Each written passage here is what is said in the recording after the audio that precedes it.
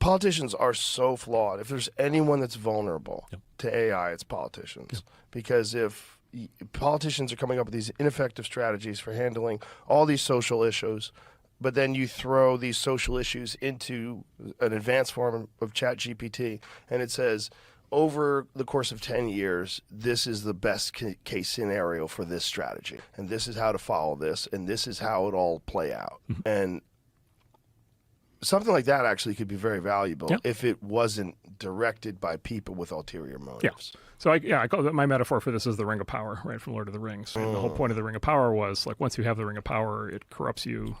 And this is, I think, what we've seen in social media over the last decade, right? Which is when people get into, activists or politicians get, this is the Twitter files, right? Get in a position to be able to influence the shape of the public narrative. They will use that power, and they will use it in actually even very ham-fisted ways. And it's just like, well, why would they do that? And it's just like, well, because they could, right? The list gets fed through one of these bureaucracies, rights. Do you have First Amendment rights on social media? Can the government fund groups that do this? Because there's a lot of government money flowing to third-party groups. So this is the other thing, right? And so you have these various basically pressure groups, activist groups, university quote-unquote research groups, and then basically they receive government funding, and then they do various levels of censorship or other kinds of unconstitutional actions. Because in theory, right, they're not government. Right. The First Amendment binds the government. It doesn't bind somebody who's not part of the government.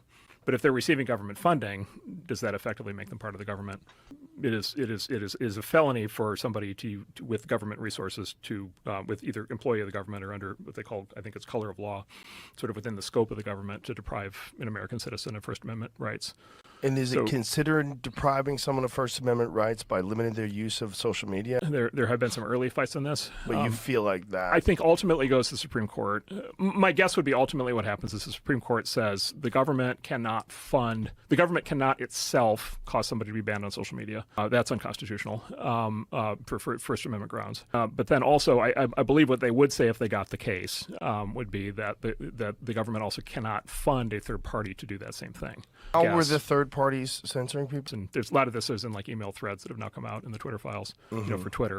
And then there's lots of threats and lots of public pressure and bullying that kind of takes place. And then the politicians are constantly complaining about hate speech and misinformation, whatever, putting additional kind of fuel on the fire on these companies. And so anyway, so having lived through that for a decade, as I have across multiple companies, I think there's no question like that. That's the big fight for That's the big fight for AI. Now.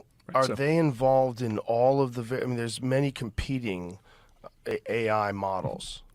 Are they involved in all these competing AI models or trying to become involved? Is there one that's more ethical or more likely to avoid this sort of intervention? And then you've got a bunch of kind of contenders for that. And these are companies with names like Anthropic and Inflection that are newer companies but trying to compete with this.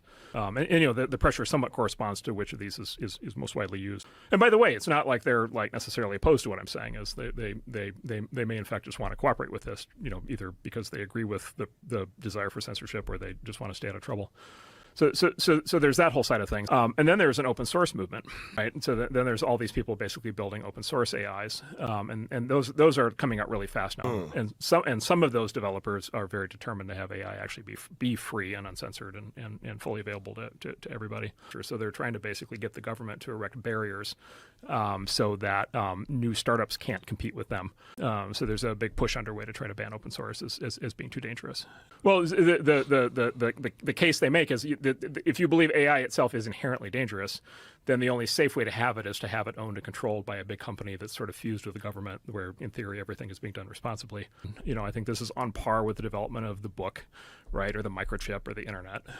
And they could have had a lot of control over the path of civilization, after that point, the Ring of Power. So what can be done to prevent them from stopping open source? So it's who do we allow? It then a lot of this is the staffing of the various government agencies. Who do those officials get to appoint? A lot of this is who are the judges who are going to hear the cases, because this is all going to get litigated. There will be huge Supreme Court cases up on this topic over the next several years. Are people going to basically show up at town hall meetings with politicians and basically say, do you know about